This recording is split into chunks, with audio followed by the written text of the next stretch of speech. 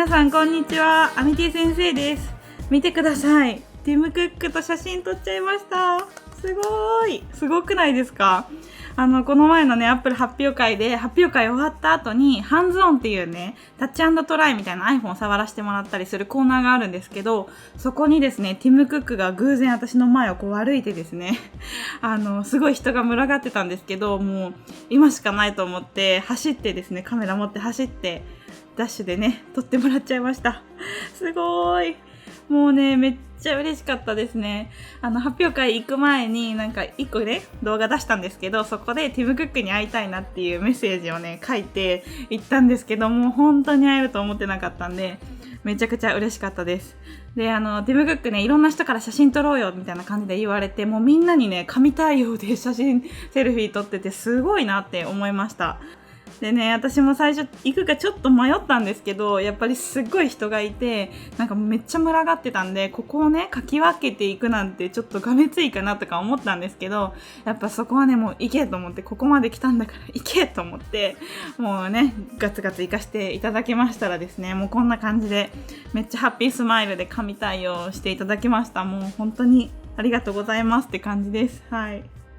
で、この時使ったのが iPhone の XS、 今まで持ってたやつですね。iPhone XS のセルフィーモード、内側カメラで撮ったんですけど、これね、帰ってきて思ったのが、もしね、これが iPhone 11 Pro Max で撮ってたら、もっとね、ワイドにね、超広角で撮れるじゃないですか。そしたらね、今私の顔とかが結構見切れちゃってますけど、それとかもちゃんとね、映してくれるから iPhone 11 Pro Max で撮りたかったなってちょっと思いましたね。で、昨日も話したんですけど、iPhone 11 Pro Max で撮ったらこの余白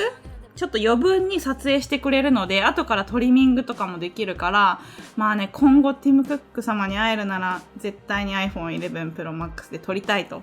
思いましたという感じですね。でもこれだけでも撮れただけでも嬉しいので本当にありがとうございます。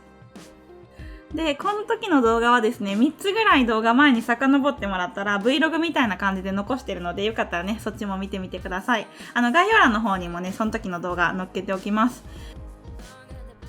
でですね、もう1個ね、ちょっと嬉しいことがあったので、その動画も見せていきたいんですけど、ティム・クックとね、写真撮ってもらった後に、この iPad の周りでタッチ&トライみたいなのをしてたんですよね。そしたらですね、なんと後ろに、ジョナサン・アイブが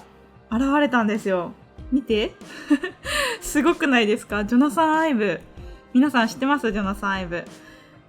はですね、アップルの一番トップのデザイナーで、この iPad のデザインとかiPhone のデザインとかいろいろした人なんですけど、もうね超至近距離に接近してしまいました。で頑張って周りの人にちょっと協力してもらってですね、写真を撮ってもらったんですけど、その写真がですねこちらです。わーすごくないですか？もう本当にめっちゃ嬉しかったですね。もう超ドキドキしました。正直ティム・クックよりドキドキしましたね。で、この時はちゃんとiPhone じゃなくて GH5 で撮ってもらいました。なのですごいね綺麗に鮮やかに写ってますね。本当ジョナサン・アイブもめっちゃ神対応で心よく写真撮影ねしていただきました。ありがとうございます。もう本当に過保護ですね。この写真を眺めながら引き続き私は iPad をね極めたいなと思った次第なんですけど、なので今日はですねちょっとライトルーム使ってこの記念撮影した写真をですね綺麗にするっていうのをね最後やって終わりたいと思うんですけど、撮ってもらった写真、これ GH5 のロー画像で撮ってもらったんですけど、ちょっとねこのジョナサン・アイブの服のところの色が霞んでたりとか、ちょっと若干黄色みがかってるので、それをちょっと今日はサクッと直していきたいんですけど、ライトルーム開いてカラーっていう項目を開いてあげると、ここに色温度っていうスライダーがあるので、それをですねちょっと青い方向に持っていってあげると全体的に青に引っ張っていって、すごいクールな印象になります。で、そのカラーの上のところにあるこのレインボーのマークあるじゃないですか。で、このレインボーのマークを押すと各色ごとの、サイドだったりとか、色相を変えることができます。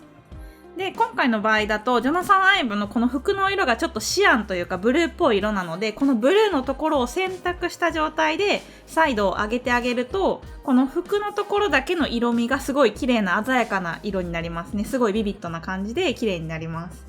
で、私の服の色もこれ赤いので、赤を選択して、この状態でサイドを上げてあげる。で、その下の輝度っていうのは暗さですね。上げてあげると白っぽくなるし、引いてあげると黒っぽくなります。で、オレンジ色ですね。オレンジ色は肌の色とかね、今見てもらうとわかるんですけど、こうやって輝度のところね、引いてあげるとすごい黒人みたいになるんですけど、このオレンジ色で肌の色相とか、色味を調節してあげます。で、ちょっとね、肌のトーンを明るくしてあげるために輝度をアップしました。で、黄色色はですね、後ろの背景ちょっと見てもらうとわかるんですけど、後ろの人の服の色が変わっているのわかりますかね。で、今回は黄色あんまり目立たしたくないので、黄色のサイドは落としてます。で、緑はですね、今回この画像の中に緑色っていうのはそんなにないので、まあこの辺は適当でいいかなって感じなんですけど、まあ画像の、目立たしたい色のところをここで選択してあげて、それでサイドをですね、上げてあげると、こんな感じでね、すごい鮮やかで綺麗な写真に蘇らせることができます。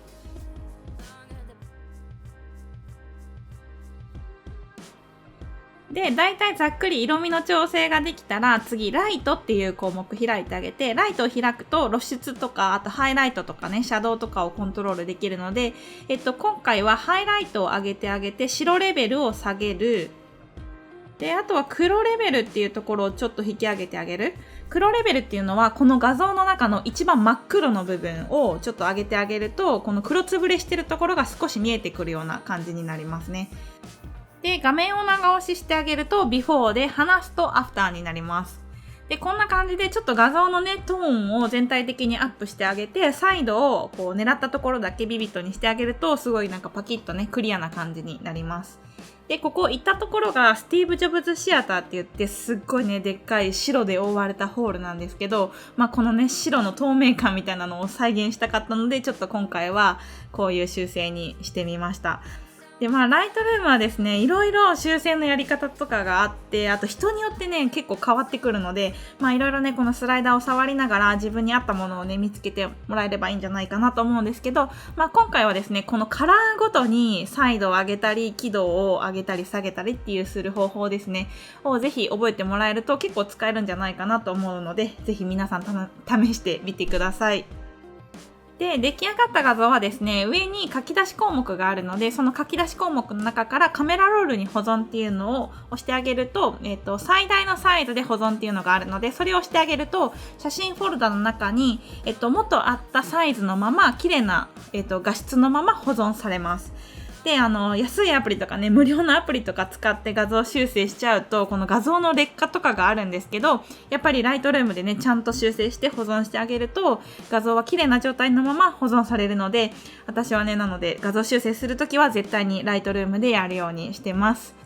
はい。ということでね、こんな感じでライトルーム終わりにしたいんですけど、やっぱりね、デザイナーとしては、ジョナサン・アイブに会えたことは本当に一生の思い出なので、この写真はね、ずっと持っていたいと思うんですけど、ツイッターの方にですね、一番上の投稿に、このジョナサン・アイブと撮った写真載っけておくので、よかったらね、そこ見てもらえると嬉しいです。ツイッターの方は毎日投稿してるので、ぜひよかったらフォローお願いします。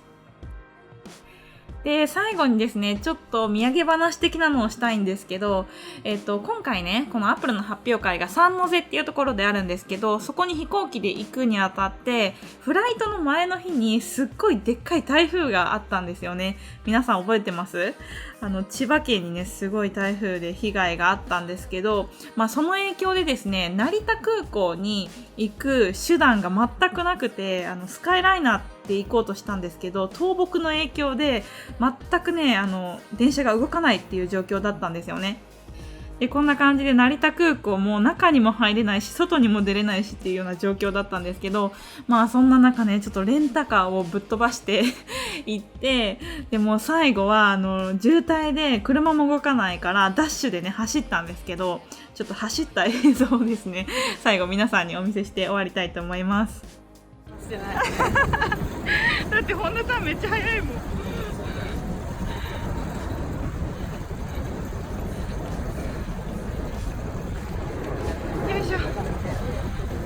今渋滞しすぎて、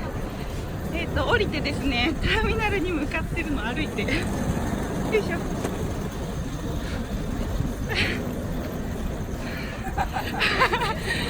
こんな貴重な体験もうないから楽しすぎますよ。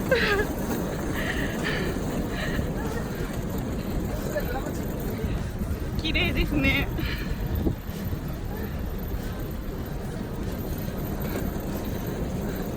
ネタになるところ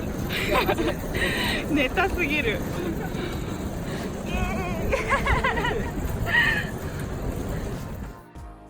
はいこんな感じでしたね。もうなんかかなりテンション上がってましたけど、すっごいバタバタだったんですけど、めっちゃダッシュしてフライトの10分前にですね、なんとか空港にたどり着いて、もう急いで荷物預けてボーディングのとこにバーって走って、なんとか間に合ったっていう感じですね。でも一時はね、本当に行けないかなと思って、みんなに行ってきますみたいな動画を出したのに、行けませんでしたみたいな動画をまた出さなきゃいけないって思ったぐらいすごいパニックになったんですけど、でもね、ちゃんと行けてよかったなと思ってます。で今回はね、こんな感じですっごいたくさんの奇跡がいっぱい起こりまくった旅だったんですけど、皆さんね、動画で楽しんでもらえたでしょうか。まだ見てない人はですね、Apple 発表会の動画ね、たくさん出してるので、よかったらね、前の動画とかも見てもらえると嬉しいです。